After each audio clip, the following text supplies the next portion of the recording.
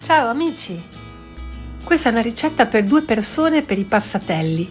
Occorrono 100 grammi di pane secco o pan grattato. Io faccio il pane secco del mio che mi avanza perché mi piace di più come farina e sapore.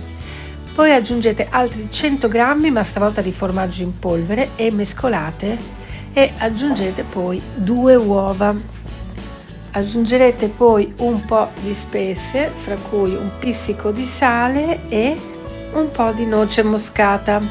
Mescolate tutto insieme fino a quando tutti gli ingredienti non siano ben integrati fra di loro. Prendete poi anche un limone edibile bio e grattatene la buccia.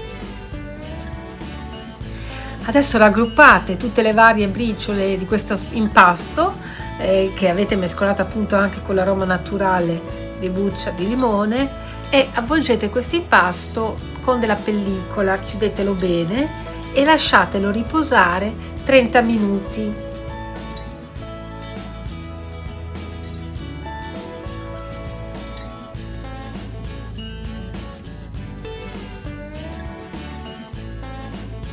Dopodiché, quando avrà riposato, fate una piccola montagnola col vostro impasto su una spianatoia. Come vedete, il movimento con il ferro per i passatelli è dolce, è gentile, ma fermo e continuo.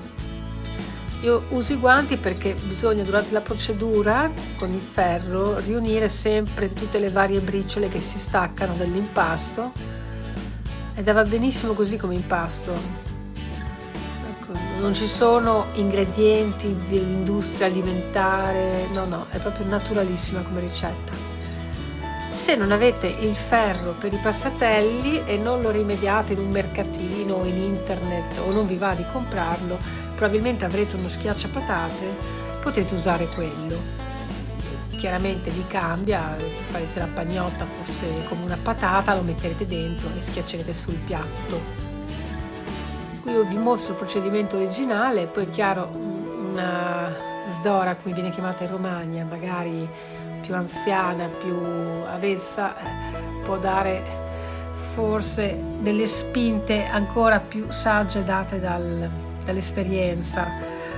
Però vi assicuro che erano buonissimi, e veramente a vedere questa ricetta, riguardarsela, mi viene voglia di farmela di nuovo, perché comunque è molto veloce, è gustosissima. Chiaramente questi passatelli possono essere fatti in brodo o asciutti.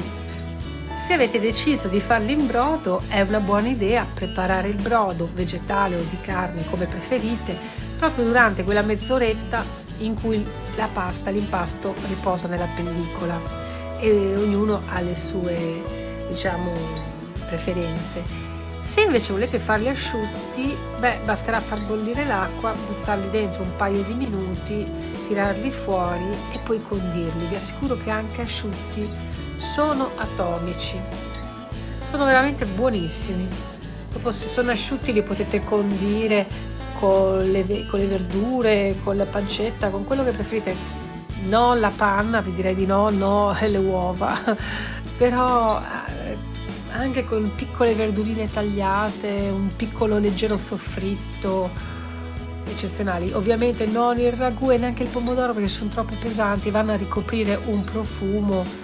Casomai un po' d'olio e delle scorze di tartufo, sarebbero veramente geniali sopra, veramente gustosissimi, perché il sapore comunque del passatello si sposa bene con un condimento leggero, visto che c'è già il formaggio.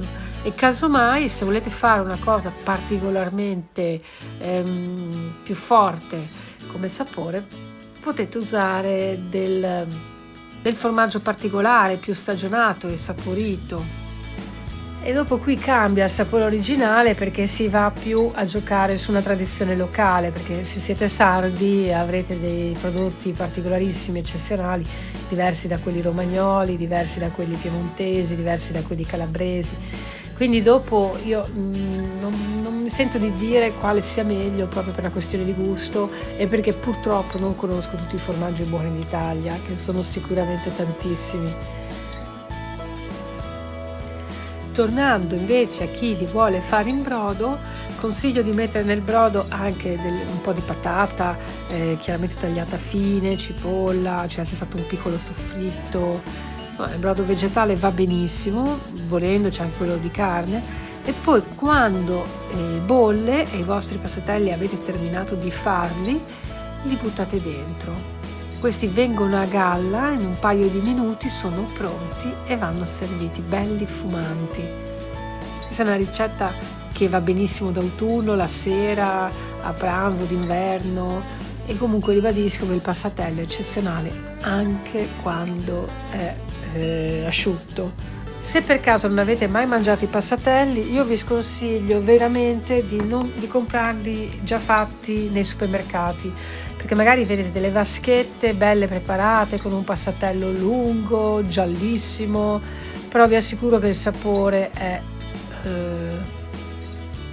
non voglio essere volgare, ma si tratta di mangiare una porcheria che vi farà disinnamorare dei passatelli. Invece il sapore autentico, originale, o lo provate veramente nella regione che li produce, in locali accreditati, diciamo, che possono essere anche delle rosticcerie. Sinceramente la rosticceria di solito di spicco della provincia sa il fatto suo, piuttosto che quelli del supermercato, perché spessissimo sono pieni di conservanti e di prodotti che non c'entrano con la ricetta autentica, che è semplicissima.